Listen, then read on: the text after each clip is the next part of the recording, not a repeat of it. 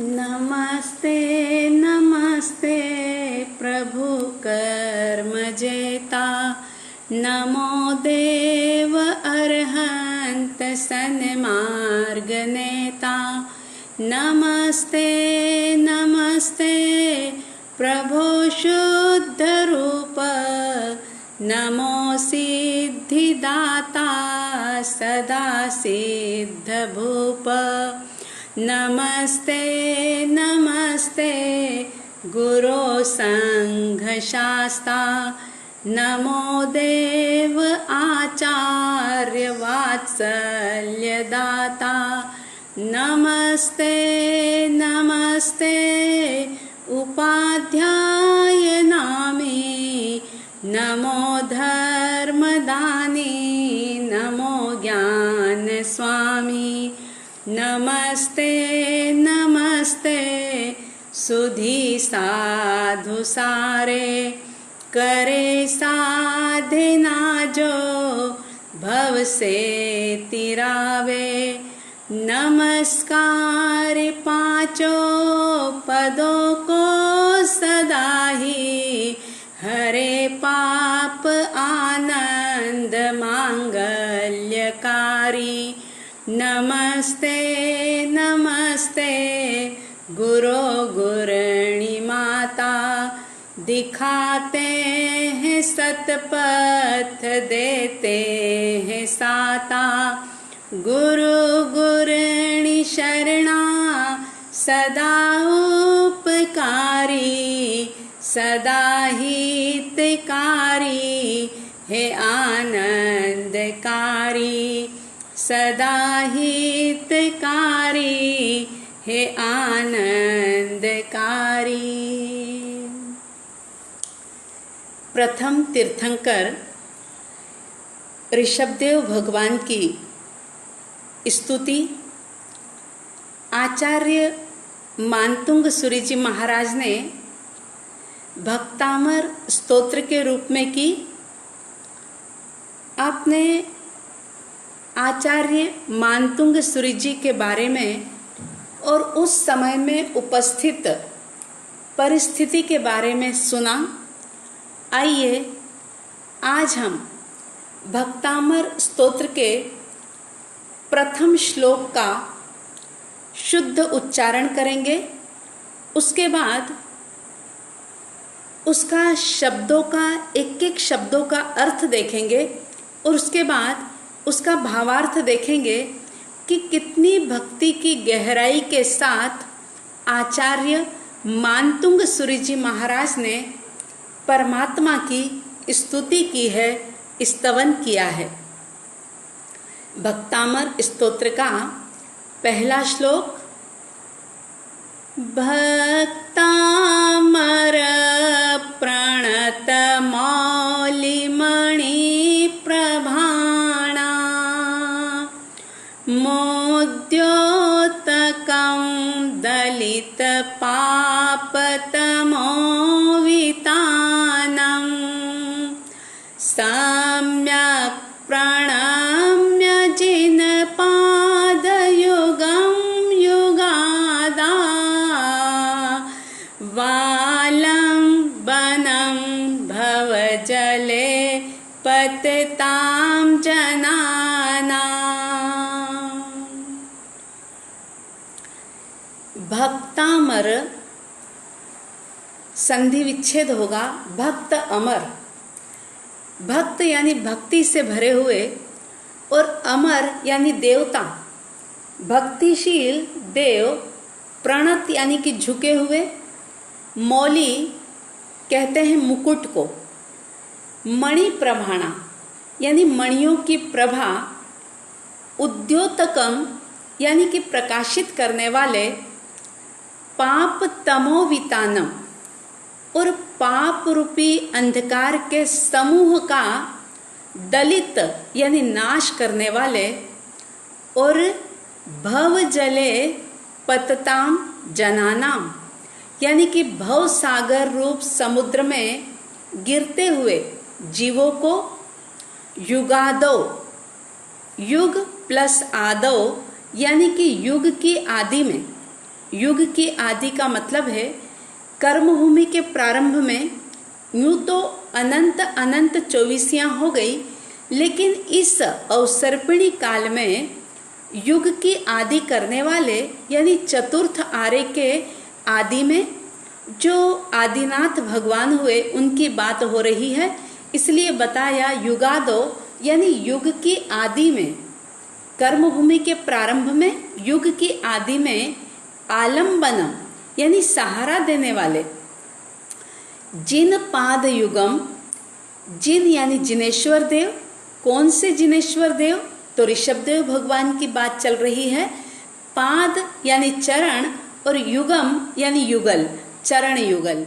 भगवान ऋषभदेव के चरण युगल को सम्यक प्रणम्य, अच्छी तरह से नम्रता के साथ, विनय के साथ, सम्यक यानी अच्छी तरह से, प्रणम्य यानी प्रणाम करके। ये श्लोक दूसरे श्लोक के साथ संबंध रखता है। इस श्लोक में आचार्य मानतुंग सूरी जी महाराज परमात्मा ऋषभदेव भगवान को सर्वप्रथम स्मरण करते हुए उनको वंदन करते हैं, क्योंकि जैन धर्म का मूल है विनय।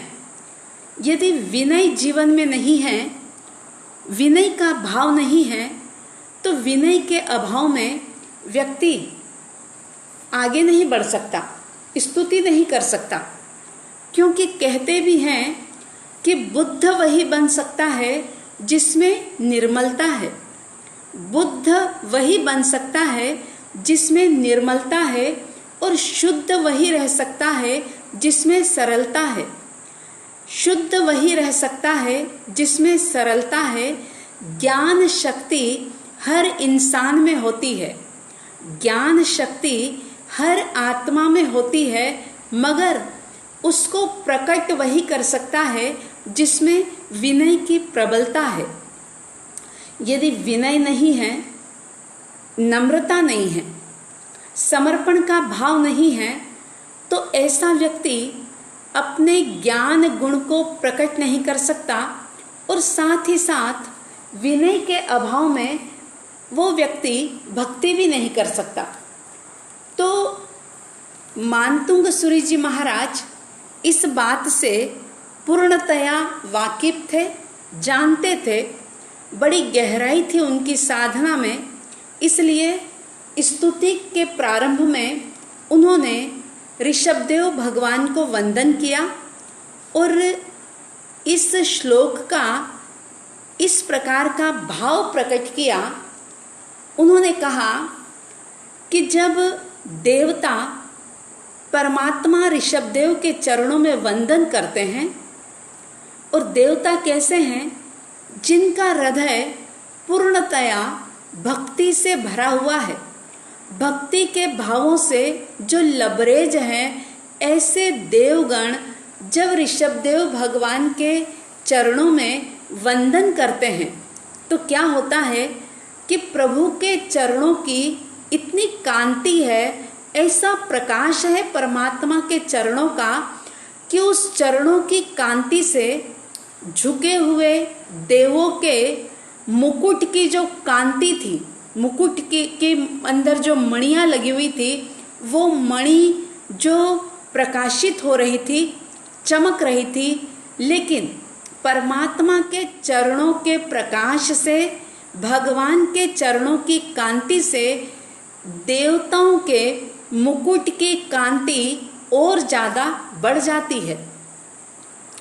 और साथ में ये भी कहा कि भगवान के चरणों का स्पर्श प्राणियों के समस्त पाप का हरण करने वाला है।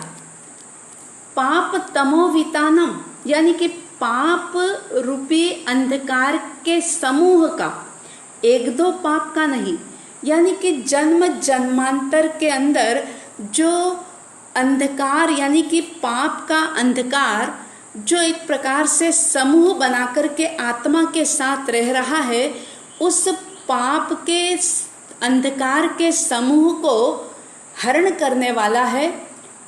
और साथ ही साथ आलंबन है लोगों के लिए। जो भी जीव इस संसार रूपी सागर के अंदर गिर रहे हैं, बह रहे हैं, ऐसे लोगों के लिए परमात्मा का स्मरण, जो कि एक सहारे के रूप में है, आलंबन के रूप में है, जो उन मनुष्यों को संसार समुद्र में गिरने से रोकने वाला है, ऐसे आदिनाथ भगवान यानी जिनेश्वर देव के चरण युगलों को, जिन पाद युगम यानी चरण युगल को भली भांति सम्यक प्रकार से प्रणम्य यानी कि मैं नमस्कार करता हूँ। अब नमस्कार करके वे एक प्रतिज्ञा करेंगे दूसरे श्लोक के अंदर। क्या प्रतिज्ञा करते हैं आचार्य मानतुंग सूरी जी महाराज? देखेंगे हम कि वो किस प्रकार की प्रतिज्ञा करते हैं।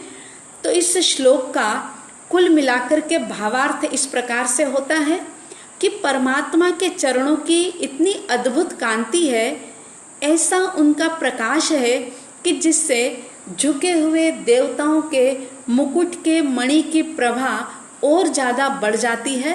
परमात्मा जो पाप रूपी अंधकार के समूह को नष्ट करने वाले हैं, संसार में डूबते हुए व्यक्तियों के लिए आलंबन रूप है। जैसे नदी में सहारा होता है नाव का, और कहावत है डूबते को तिनके का सहारा, इसी तरह से इस संसार समुद्र में गिरते हुए लोगों के लिए, जीवों के लिए परमात्मा सहारा रूप है, यानी गिरने से बचाने वाले हैं। और युगादो, युगम युगादो, यानी कि इस अवसर्पिणी काल के आदि में हुए ऐसे आदिनाथ भगवान के चरण युगल को मैं पाद युगम यानी कि चरण युगल को सम्यक प्रणम्य यानी कि अच्छी तरह से भक्ति के भावों के साथ भली भांति विधिवत नमस्कार करके, इतना अर्थ होता है इसका। अब वो क्या प्रतिज्ञा करते हैं आप सुनेंगे तो ये आपको समझ में आएगा। आप सभी के भीतर में भी आदिनाथ भगवान के प्रति उत्कृष्ट भक्ति का भाव जागे। भक्तामर का सिर्फ शब्दों का उच्चारण ना हो, लेकिन शब्दों के साथ उसके अर्थ की गहराई में डूबें और भक्ति गहरी होती चली जाए, ऐसी शुभकामना और समस्त जीवों के लिए सद्भावना साध्वी द्वय की तरफ से। सुखी रहे सब जीव जगत के, कोई कभी न घबरावे। वैर पाप अभिमान छोड़ जग नित्य नए मंगल गावे। घर घर चर्चा रहे धर्म की, दुष्कृत दुष्कर हो जावे। ज्ञान चरित उन्नत करे अपना, मनुज जन्म फल सब पावे। मनुज जन्म फल सब पावे। इन्हीं मंगल भावनाओं के साथ जय आदिनाथ भगवान, जय गुरु आनंद।